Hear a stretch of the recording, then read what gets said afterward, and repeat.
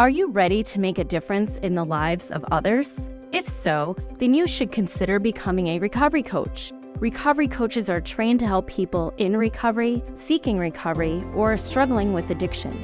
They provide support, guidance, and resources to help people on their recovery journey. CCAR Training is the leading provider of recovery coach training programs. Our programs are designed to teach you the skills and knowledge, what we call the science, while giving you an understanding of your own art needed to be a successful recovery coach. We offer a variety of training options, most offered online. If you're interested in becoming a recovery coach or just learning more, I encourage you to visit our website or contact us today. We would be happy to answer any questions you have and help you get started on your journey to becoming a recovery coach. We hope you'll visit us at www.addictionrecoverytraining.org to learn more. Are you in the recovery field and looking to expand your knowledge of the many pathways to recovery? Do you want to network with the nation's leading recovery leaders? If so, then the Multiple Pathways of Recovery Conference is for you. CCAR, Recovery Iowa, and the Iowa Department of Health and Human Services are bringing the message of multiple pathways to our friends in the Midwest. Join us August 21st through the 23rd at the Embassy Suites in Des Moines, Iowa for the National Recovery Conference, where we share and educate one another about the many different pathways, methods, practices, programs, and belief systems recoveries can use to enhance their recovery journey and sustain long-term recovery.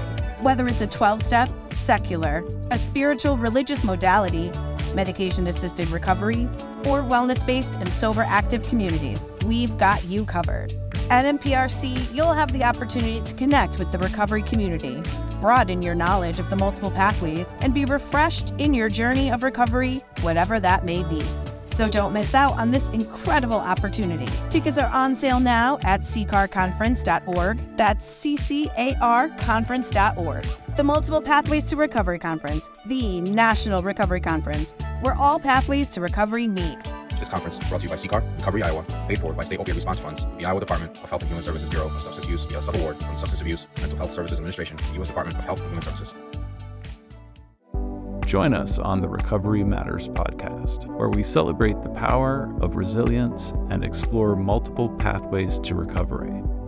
All right, welcome to the Recovery Matters podcast. Our guest today is Mr. Ted Perkins. Hello, Ted. Would you like to introduce yourself to our listening audience? Yeah, I'm Ted Perkins. I'm the author of Addicted in Film Movies We Love About the Habits We Hate. I'm also the founder and president of the Recovery Movie Meetups mutual support program that's rolling out across the country. I'm also a working film and television screenwriter and producer and father and general all-around squash player. A squash player. We haven't met too many of those. And swimmer. Yeah. You haven't moved into the world of pickleball yet? My kids are trying to get me into the pickleball world. Those of us in the squash world are a little bit horrified that something became so popular so quickly. Although a lot of people who played squash as they get older are transitioning over. I think it's wonderful. Look, anything to get people moving, I think is phenomenal. Yeah. I'm just glad that it's not near my house because apparently the ping, ping, ping, ping, ping, ping, ping, ping, ping, ping is a little maddening. Well, okay. And people have already started lawsuits here. Oh my goodness! And you're in California? Yeah, in California, because there's because it's so everything's outdoors. It's perfect weather all the time, so it's very popular here. Ted, I read your bio, and I am completely fascinated with how you got into recovery. I mean, I am enthralled. So, can you tell us about that? Oh, sure. Well, I grew up in the Foreign Service, and it was our job, really, my father and my mother's job growing up was to, we had like a job, going to the embassy and forging international alliances with other countries and handling the politics and the State Department, soft power, and he worked under Kennedy and Johnson, Nixon and Carter and, a lot of different presidents. And we were at a very high level and we gave cocktail parties so that we could basically, project American Americans' values and also absorb information from people and basically get them liquored up so we could get information about what was really going on. Oh So my I guess you God. could call that, spying, Hmm. but it was lovely. And, so alcohol was just this wonderful lubricant. And I remember going to the BX with my mother and buying gallons and gallons of liquor to serve people. And I remember serving drinks with my sister, and I remember people being drunk and jovial, and it was just wonderful. I mean, there's nothing negative about it at all.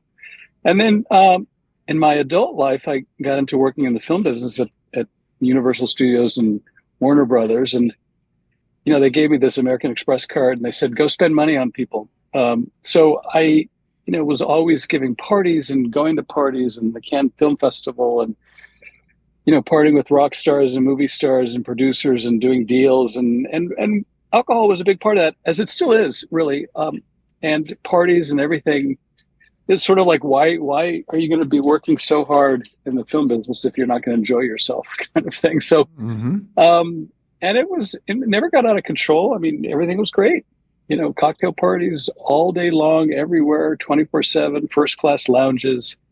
And then I started working as a writer, and I had some early success, but there's lots of periods of where you're waiting around. It's not it's not 9 to 5, and so I think with a lack of structure and just like the ups and downs of that, I think it became, I started to, I guess you could call it self-medicate, what have you. And I just got into like what a lot of people get, this habit of just drinking to pass the time or drinking to deal with frustration, what have you.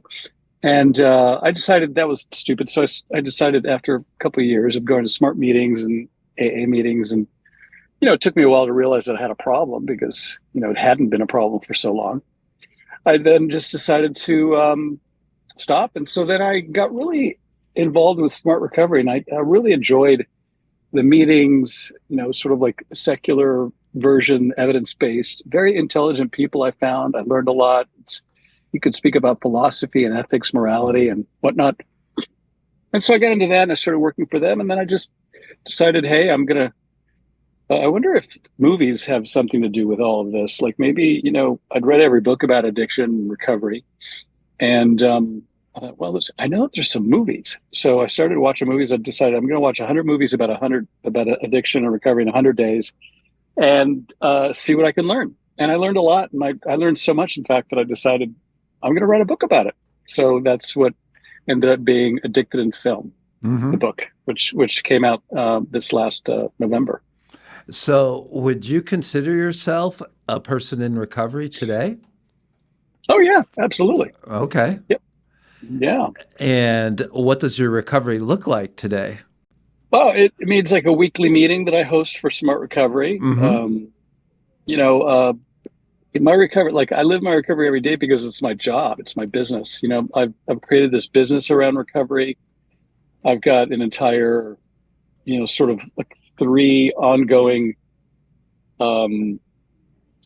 marketing and web-based groups. I've got emails that are going out, 2 film clubs, emails, newsletters, YouTube channel.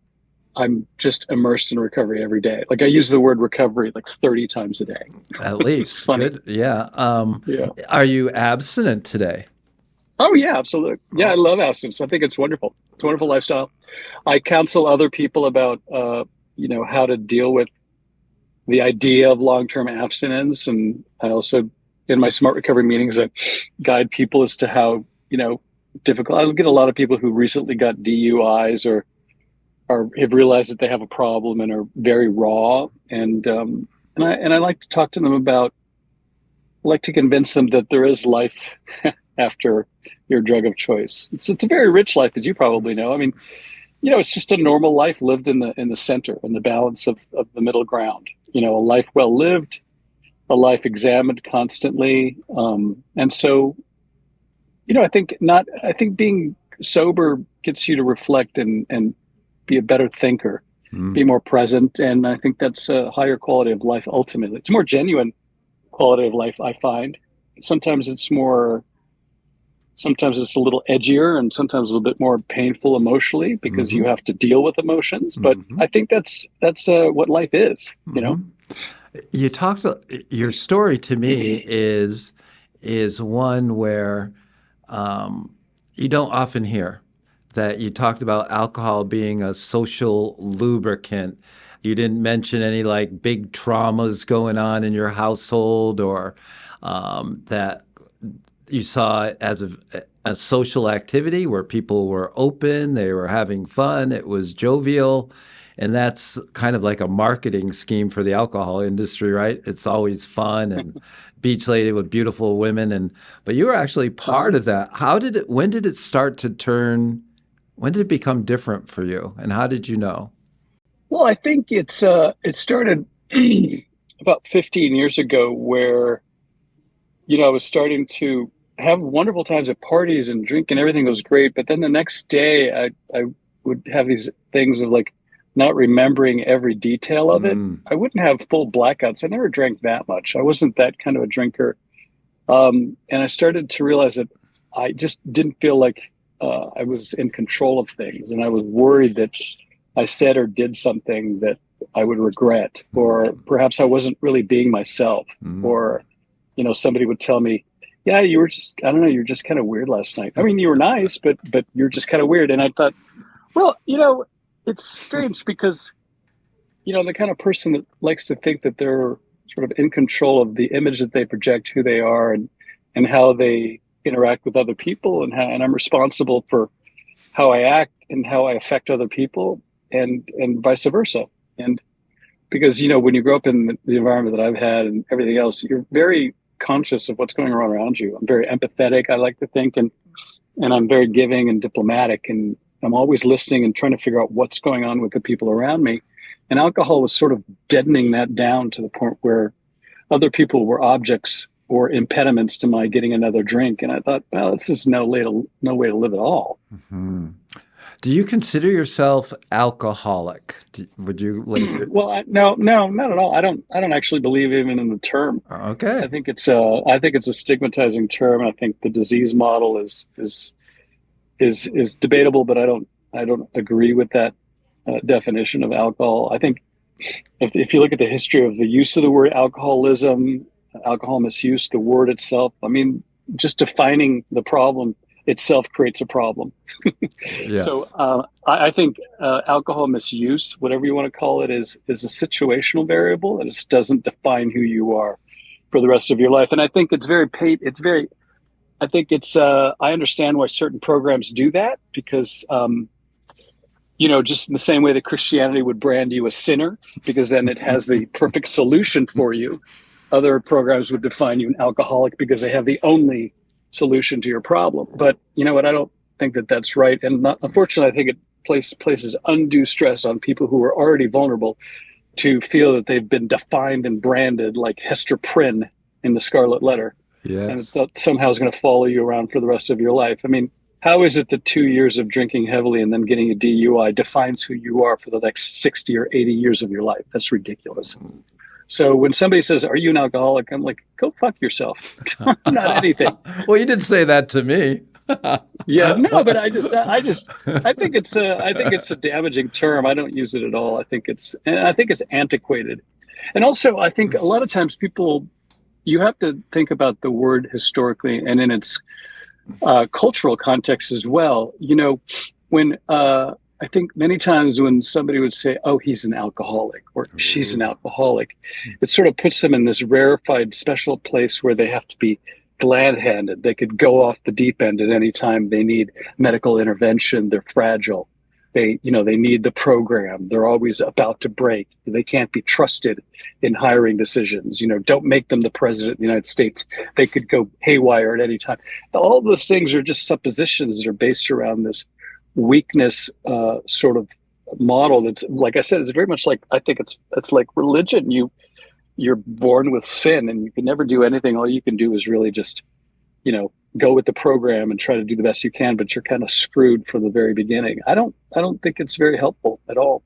I think drug use and alcohol use is situational. I mean, I wasn't born drinking alcohol. Nobody is. Right. And if alcohol disappeared, would there still be alcoholics?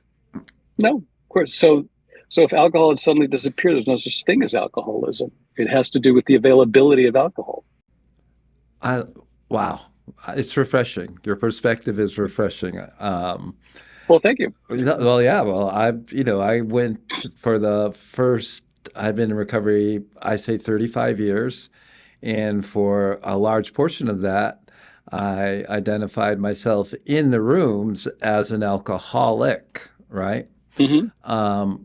But since I've been at CCAR now for the last 25 years or so, I Mm-hmm. identify myself as a person in recovery, putting a face on recovery, and Yeah. I believe in multiple pathways of recovery.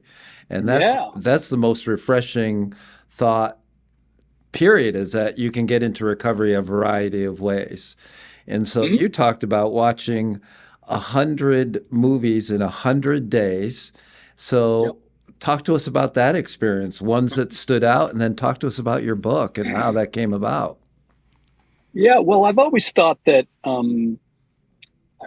what I've learned and what I think is that movies are sort of misunderstood a lot of times.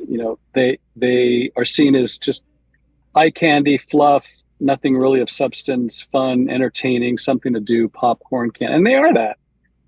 Certain movies have no or very little sort of value outside of the entertainment value that they give you or the 2 hours that they take of your time, what have you, and that's fine. And that's one of the great things about movies. They can be anything to anybody, but movies can also be very profound experiences because they telegraph a lot of what's going on inside people's minds.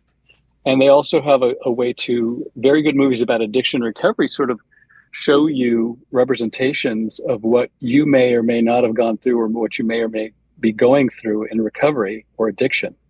And so movies like 28 Days, Clean and Sober, Lost Weekend, these are films that were very difficult to produce. They're not, nobody at the studio was saying, we've got to make a movie about addiction and recovery. God, when's our next alcohol movie coming out? No, I mean, those are movies that the producers and the directors had to really fight to get the movies made and saying, you know what, this is something that should be done. This is a movie that's important. This is part of the human experience. And the studio executives were like, okay. And then some of them met with success. Others didn't meet with success. Mm-hmm. But the fact that these movies are out there is great. And I thought that somebody should write a book about these movies and why they were made, how they were made, a little bit of the cultural context and the popular lore of some of the behind the scenes of why they were made. And then some of the things that you could get out of these movies, that I got out of these movies. And I thought that other people might want to take a look at. Not that I'm trying to tell people what to get out of these movies, but saying, this is what I got out of it. And this is what you could get out of it if you looked at it from this perspective. Mm. And so I found that, movies like 28 Days, yeah, Sandra Bullock, yay, fun. But when you really take a look at that movie, you realize that it's saying something very important about an experience that many people have when they go to rehab, which is this whole idea that you get to rehab, but you're kind of checking boxes and you're phoning it in and you don't think you belong there. And you're not like those people. And you're sitting there in those meetings like, shit, I just can't wait for my 28 days to be up. And then I can go back to my regular life. I screwed up. I'm going to pay my dues. This is what the court ordered. I'll comply. And then I can go right back to my regular life. And I don't know how many, millions of people have done that, and what percentage of people in rehab are actually have no real intention of following through with what rehab is trying to impart in them. So that movie shows in a very important transition in Sandra Bullock from a place of not really believing that she belongs there to understanding and accepting why she's there. And in so doing, then becoming like her own superhero of her own recovery and realizing that she can change, and then actually following through with that change by the end of the movie. The same thing with Clean and Sober, but told from a different perspective and a different timeline. And there's many, many other movies that I found also examine so many other deep and fascinating aspects of the whole addiction and recovery story. There's a movie called Another Round, which these four guys are bored in Denmark, and they work for public school, and they got beautiful lives, and they have healthcare, free healthcare, social service. I mean, it's Denmark. Your life is wonderful, happiest country in the world, and yet they're bored. And so one of the guys says, look, there's this scientist who said that really what we need to do is we're not drunk enough. We need to be at a 0.05% alcohol rate every day.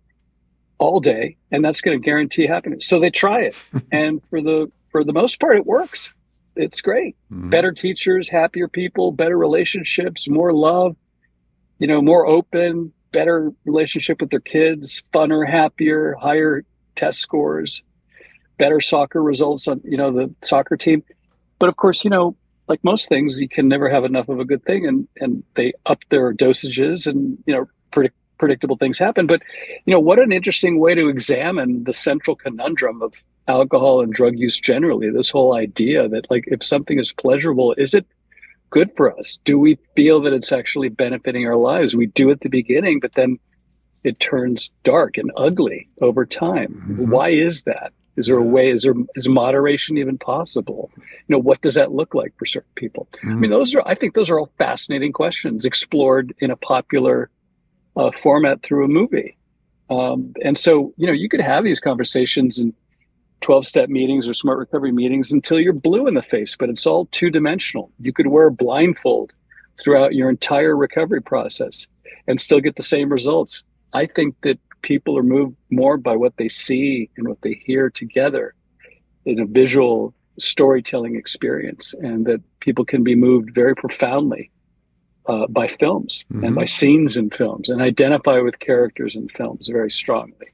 And also, more importantly, you're seeing people hit rock bottom. You're seeing the shame, the rock bottom, the humiliation, the degradation that certain people face when they're on drugs or alcohol, hitting rock bottoms. And you can see those images, but you don't have to live them yourself. And you can get the messages without the risk of having to go through those experiences yourself. So in a sense, you're sort of like virtually rock bottoming, and perhaps rock bottom is what it takes for certain people. That's a negative way of doing reinforcement or reevaluation.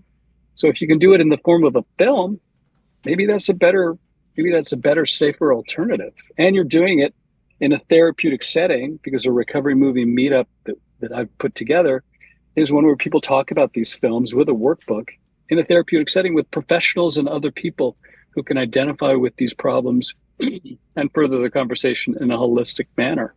There's a lot to unpack there, but I couldn't agree with you more, because I find myself, whether I'm writing, speaking, referring to movies all the time. I have thousands, if not thousands upon thousands of movie references. And when you're talking about, I saw 28 Days, I agree with your assessment of that. But I was thinking of the movies that had a dramatic impact on me, not from a recovery perspective, but from the addiction perspective. And that was James Wood and Sean Young in The Boost about his cocaine use. There was Johnny Depp, of course, in Blow. I was like, even Al Pacino in Scarface, or but then I was also thinking how we had wonderful conversations when Denzel Washington played the pilot in Flight. Yeah, that's in the book. Because he saved the aircraft, and would he have saved it if he wasn't under the influence of alcohol and drugs? Well, that's interesting. That's kind of like in the book. I think that's a false flag operation.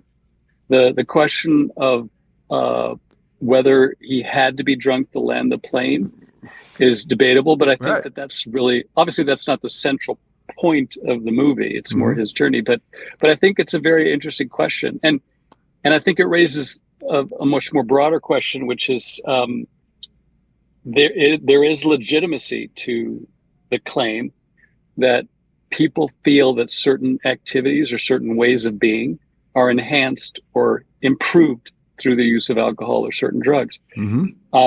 That is a true statement for some people, and so faced with that, it's difficult to have it's just a difficult topic. It's one that people need to analyze it. You can't, obviously you're not going to outlaw drugs and alcohol because they're all bad. Certain people actually flourish with drugs and alcohol. I did in my professional career. Without alcohol, I don't think I would have been as successful socially and romantically and financially without the use of alcohol. I gave parties all the time. I got people soused for a living. I mean, parties at my house were epic. And they, and it created alliances. It led to Yeah. contracts, which led to income, which led to everything. So, those are big questions. I think, and so I think films, you're right.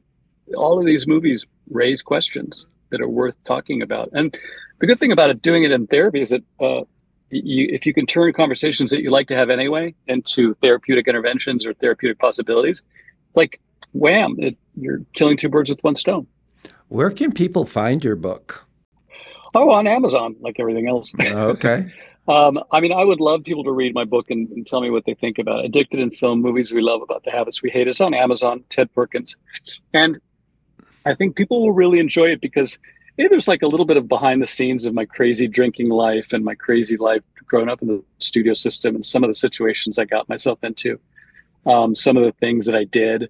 But also, more importantly, I think it also is a look at some of these great films, some of the background of why they were made, stories about how Billy Wilder got Lost Weekend made, Ray Milland, the behind the scenes of Train Spotting and what have you. And I think it's each movie, like we cover Train Spotting, Another Round, Crazy Heart, Stars Born, Wow. Chocolat, the movie about chocolate with Johnny Depp. Speaking of Johnny Depp, I look at Reefer Madness and the history of the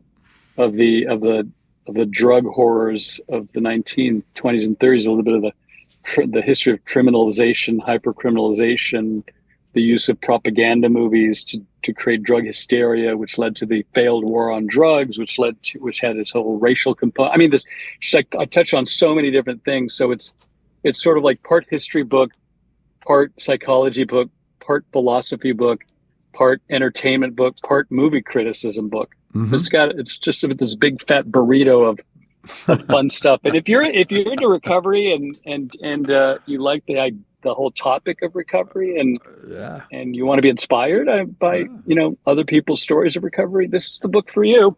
Which star is born? Oh yes, good question. I mean, there's 4 iterations of the movie, but I went with the latest one with Lady Gaga and it was brilliant, and Bradley Cooper, because it's good. Although my personal favorite was the Barbra Streisand version. And I'll tell you something interesting. I write about this in the book. Is the first time that I ever realized that there was such a thing as somebody who could misuse drugs and alcohol and would get into trouble was when I watched Star is Born with Chris Christopherson back in 1970, when it was made. When I was, I think about 10 years old, and growing up, and this is the first time I asked my parents, what's going on with this guy? Like, he's got this beautiful woman, he's a rock star and everything, and he drinks alcohol, but why is he like on the floor, and what's wrong with him? Why does he have to go to the hospital? And they didn't really have an explanation for that because, I was too young for them to explain alcohol misuse. And that coincided with, but I got curious about it. And then that was the year that I first tried alcohol and got drunk. And I didn't use it again because I got sick and got dizzy. But I had the euphoria of being drunk. I thought, wow, this is amazing. So there's a really funny connection between Star is Born, Christopherson version, and my drinking. and I write about it in the book, actually. I think I was born in 59, so I had to be in my teenage years, and I saw that one, and I got it, but I still see the ending of that movie when I think it was a Porsche he was driving in the desert with her singing the song. Yep. Oh my gosh, that's just like, wow, what a powerful imagery that was. Yeah, it's and then the one with Bradley Cooper's, I think, is it's also similarly sad, but raises certain questions. I mean, I think all those movies also, I think, examine one of these issues that I think is important to convey in recovery, or for anybody who's in recovery, is that recovery, alcoholism, or call it that, but alcohol misuse, addiction in general, it doesn't really discriminate. It affects everybody, and sometimes it affects people who are rich and famous more so than other people. Like I write about the movie Gia with Angelina Jolie, supermodel, making millions of dollars, flying around, super popular, hottest thing on the planet, and yet she's a heroin addict. Why? What's the problem? So, I think it's interesting to talk about that, the nature of success, the high bars of experience that people set for themselves in this modern culture.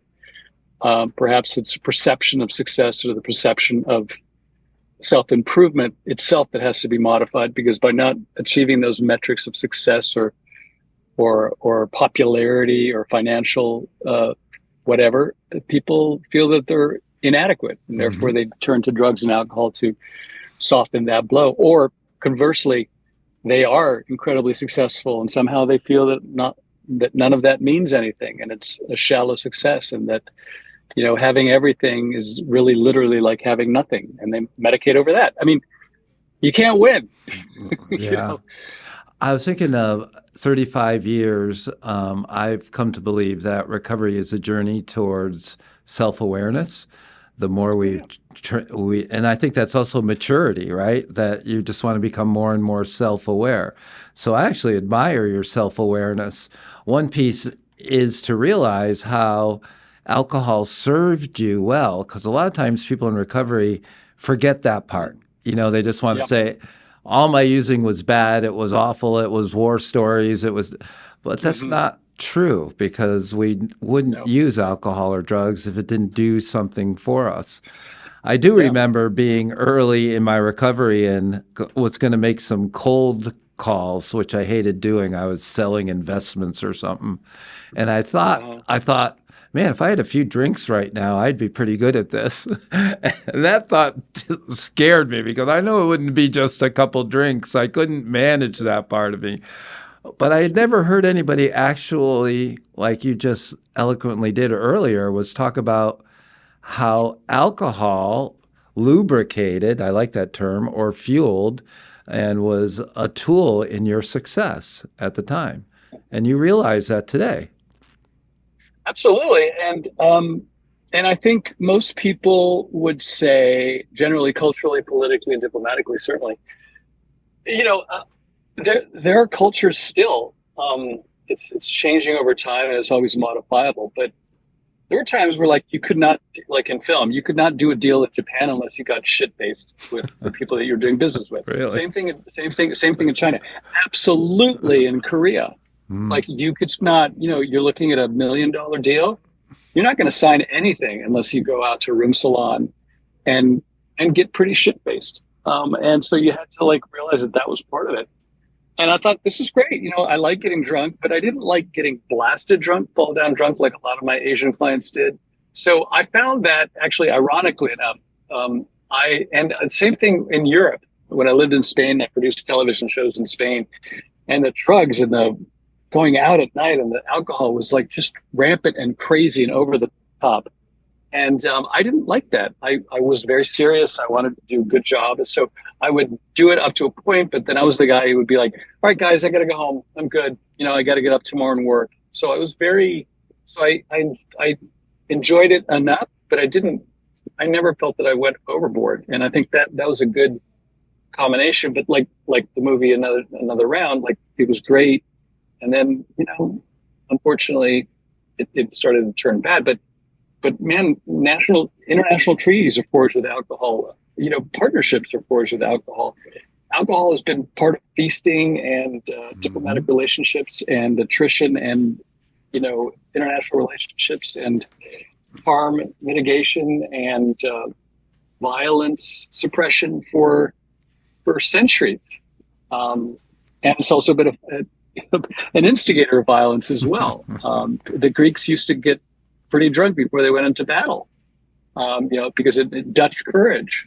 The French soldiers during Napoleonic Wars all had a big cask of brandy, and Napoleon wanted them to drink because it knew that it would make them kind of reckless, and they would throw themselves at cannons because they were less inhibited. Alcohol has had its place in history, there's no question about it, and it's been with us for hundreds of thousands of years, from the first monkey that grabbed a rotting fruit, drank it, said, this is damn good. So you're coming to the Multiple Pathways of Recovery conference. I'm curious as to, when you heard about the conference, what your thoughts were and what you're going to be presenting and talking about. Oh, well, thanks. First off, thanks for doing it and hosting it. And I think it's very exciting. And I think anybody doing conferences and offering me the opportunity to speak about my work is was always very flattering. And my friend Angie Chaplin, who's from Iowa, said, "Hey, there's this thing, you should come to it." I said, "I would absolutely love to come to Des Moines, Iowa, because I've never been there." And I thought, and I looked at you and the rest of the people who were presenting. I thought, oh my gosh, very flattering to be in this group. So, and then I want to give a presentation about what I think is the basis of the Recovery Movie Meetups program, which is aha moments, and what they are, how they're generated, and how movies can be the secret sauce for generating the most profound aha moments that lead to people changing their minds and committing to recovery long term. So I think that certain movies in a certain context can be some of the most powerfully transformative vehicles for recovery change. So I want to sort of make that argument when I come to Des Moines. That's remarkable in so many ways. That just I hadn't, I'll be perfectly honest, I hadn't heard about this until today. And I am just kind of like trying to because I'm going to order your book, because I've always loved movies. I love what you've just shared about it. I can't wait to dive in it. I can't wait to meet you and talk more about it, because there's so many topics that are, and I love the way that I appreciate your love for movies, because I can hear it in your voice. I can see it. And that it's just more, there's so much more than entertainment. They can tell they can be transformative, like you said. Yeah, I think people, they watch movies, but also I'm a screenwriter. I've seen my movies be made. What I've put on a page, I've seen on screen, and I've been on movie sets, and I've seen, the amount of effort that goes into making movies and making moments. And it's not easy. People think it's making a movie, but there's a tremendous amount of intentionality that goes into writing something and wanting to convey a lot of different things in a short period of time, with an actor who might not nail the line, with a director who might not understand your vision, with an editor who doesn't splice it together correctly or not. So trying to put all these things together into impactful moments has been, like, I think, a miracle in and of itself. And we should leverage those miracles. And also the brave people who did it, like Danny Boyle, Trainspotting, like a movie about heroin. Oh, let's go see that. I mean, who does that? And yet he did. And then, the movie To Leslie, Andrea Riseborough, major actress, gets paid millions of dollars to make studio movies, decides to do To Leslie at Screen Actors Guild scale, where she plays a crazy, loony, rock bottom alcohol use disorder lady. And then she gets nominated for Academy Award for Best Actress. I mean, amazing film, great message. Those are, you got to hand it to these people. They could do anything else but that, but they decided to do that, not just for the careers, which obviously it helps them, but obviously I think a lot of these people have somebody and know somebody. Everybody knows somebody who's struggled. And I think it's really laudable that people in the movie business want to make a difference and make films that try to transform people and make a point about recovery. Because otherwise you'd have movies where, and there's a lot of movies where people are just using and partying and bachelor party and those kinds of movies that are all about gratuitous using and how great it all is, and etc. It's almost like Scarface, like, it's great, we're making so much money, fantastic, but it doesn't show the victims of that drug dealing. And then he becomes a victim of the drug dealing himself at the very end. So, but there's more to it. Right. And I think movies that do touch on the issues of people especially movies where people overcome addiction in a positive way can be really transformative. I think they can really help people, and they can be entertaining too. They don't have to be, Yeah. Ted, what are you looking forward to? What projects really have you excited today? Well, I got to be honest. I'm not going to tell you what the premise is, but I'm writing a script. I'm finishing a script in the next week or 2 weeks. Wow. I woke up in the middle of the night and I said, "Oh my God, holy shit. What an obvious idea."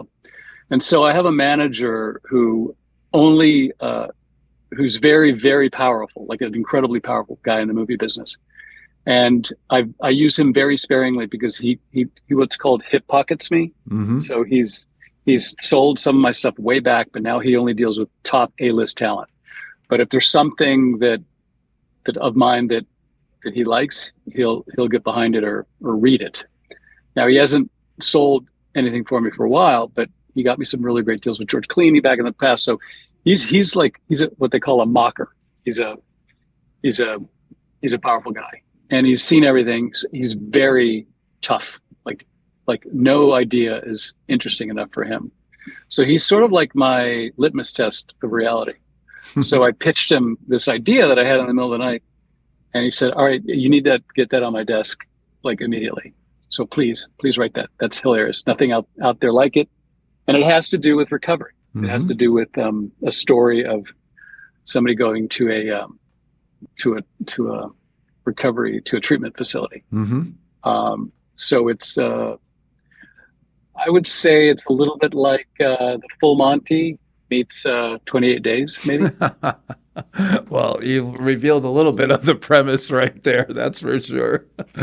But it's pretty. Wow. I love those. I love those moments where like people get inspired in the middle of the night. You know.